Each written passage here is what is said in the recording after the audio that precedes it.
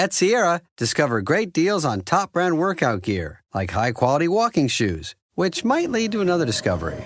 40,000 steps, baby. Who's on top now, Karen? You've taken the office step challenge a step too far. Don't worry, though. Sierra also has yoga gear. It might be a good place to find your zen. Discover top brands at unexpectedly low prices. Sierra, let's get moving. We're so done with New Year, New You. This year, it's more you on Bumble. More of you shamelessly sending playlists, especially that one filled with show tunes. More of you finding Geminis because you know you always like them.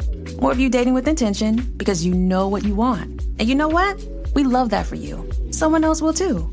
Be more you this year and find them on Bumble. This is Optimal Relationships Daily. Is the bar too low on being a good father? By Marc Katz of evanmarckatz.com. A year ago, I wrote a piece about emotional labor called Why Married Women Get a Raw Deal. In it, I confessed I was as sensitive and available as my stay-at-home wife could have hoped for. And still, she works harder and has less free time than I do. The story wasn't really about me, but readers offered all sorts of constructive criticism for what I could do better to improve my wife's life. I took all of this into advisement, and today I'm proud to announce that everything has changed. My wife is now sleeping normal hours and is happier than ever. She has let go of her perfectionism, OCD, and inability to delegate, and has offloaded half of her housework to me and the kids. And even if we don't do things exactly her way, she's okay with it, because she knows it's not the end of the world. As a result, she has freed up a lot more time for personal care. In the end, this was a triumph of crowdsourcing, for without the input from the comments, I would have not had the knowledge or courage to insist, against my wife's will, that I take over 50% of the household duties while acting as the sole breadwinner. Just kidding. None of that happened. It was just a prelude to today's article, an opinion piece from the New York Times called What Good Dads Get Away With, brought to you by the same author who wrote All the Rage, Mothers, Fathers, and the Myth of Equal Partnership. You can only imagine that men do not acquit themselves well in this. Now, to be fair, I agree with what the author posits. Quote, mothers still shoulder 65% of child care work. In academic journals, family researchers caution that the culture of fatherhood has changed more than fathers' actual behavior.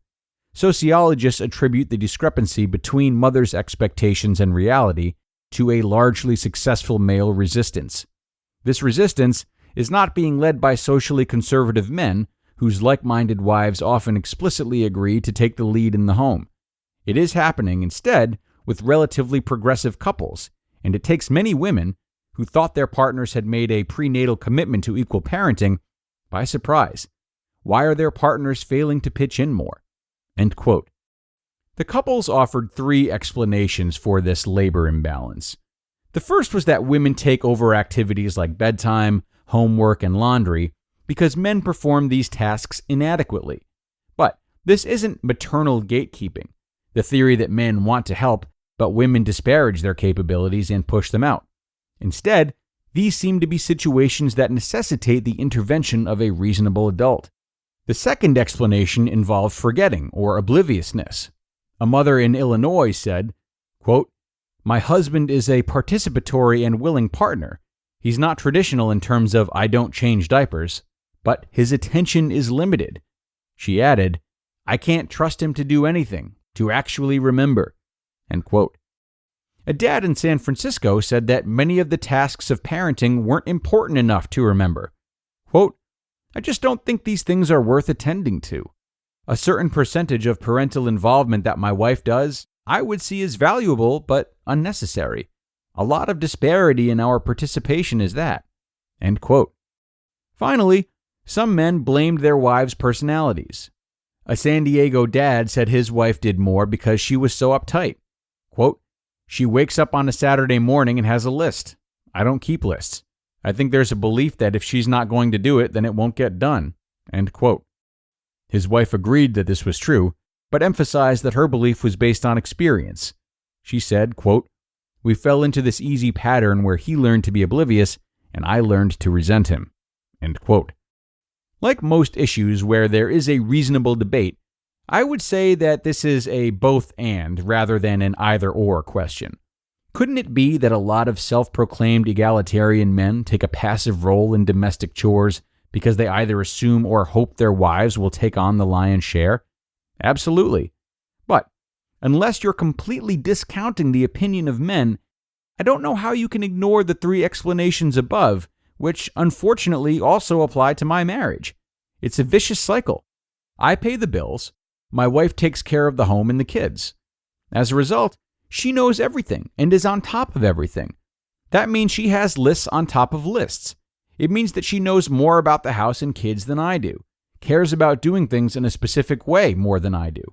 And she has a hard time delegating because she's the only person who is an expert in our household. If I tried to delegate my job to her, it would be similarly difficult. Factor in that my wife is admittedly a procrastinator, a pleasure seeker, and extremely detail-oriented, pulling 3 straight all-nighters to pack for a trip, for example. And, well, it paints more of a two-sided picture as to how my marriage falls directly into this pernicious stereotype. Like political problems, I don't claim to have the answer, but I know the problem isn't solved by demonizing one side and ignoring its feelings. Men do need to understand their wives, empathize with their plights, and offer to do more where possible. It would also seem that women, if they want the help of their husbands, could stand to let go of some of the quality control, since it's perfectly fair for him to not care as much about some of the details as you are. Between taking 90 minutes to get out of the hotel and remember to bring a change of clothes, baby wipes, 3 different kinds of sunscreen, a light jacket, Band-Aids, and a variety of snacks and reading materials, my wife's method, and throwing on clothes and getting out of the hotel room in 20 minutes, my method, there has to be a happy medium, no? You just listened to the post titled, "Is the Bar Too Low on Being a Good Father?" by Marc Katz of evanmarckatz.com. Your data is like gold to hackers. They're selling your passwords, bank details, and private messages. McAfee helps stop them. Secure VPN keeps your online activity private. AI-powered text scam detector spots phishing attempts instantly. And with award-winning antivirus, you get top-tier hacker protection. Plus, you'll get up to $2 million in identity theft coverage, all for just $39.99 for your first year. Visit McAfee.com. Cancel anytime. Terms apply. This episode is brought to you by State Farm. You might say all kinds of stuff when things go wrong, but these are the words you really need to remember. Like a good neighbor, State Farm is there. They've got options to fit your unique insurance needs, meaning you can talk to your agent to choose the coverage you need, have coverage options to protect the things you value most, file a claim right on the State Farm mobile app, and even reach a real person when you need to talk to someone. Like a good neighbor, State Farm is there.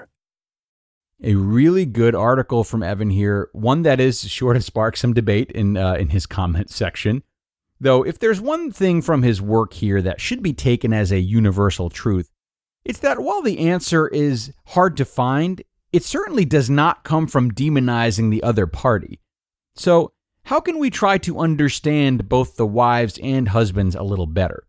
Well, I think another point that Evan could have really used to solidify his argument is the narratives that men and women carry with them throughout their lives. This obviously doesn't encompass all men and all women, but it's extremely common for women to grow up wanting to be mothers and men wanting to grow up to be heroes who get the job done. Whether or not it's healthy for these desires to be so common, they're common nonetheless. Therefore, it's not terribly shocking that men and women would grow up to take enough pride in their respective roles they've seen for themselves that they'd want extra control over them. A woman has envisioned her motherhood forever, become attached to the idea of succeeding at it, so she'll be extra weary of interference even from a trusted partner. It makes sense. A man wants to be a hero, a hard worker. He may see time and energy being taken away from that goal if he were to spend an extra hour plus getting stuff ready to exit a hotel room. He'd rather be efficient with his time so he can spend as much of it as possible providing for his family. Again, these are generalizations, but they are narratives that have run true for many in our society since the beginning of time. Surely we'd want to hold on to these ideas in ways we might not mean to. And that will do it for today, everyone. Thanks a lot for being here and joining me today. I really enjoyed this episode, if you can tell. Definitely one of my favorite posts from Evan so far, and a great way to start off the parenting leg of this week. So if you enjoyed this, come on back tomorrow for more, where your optimal life awaits.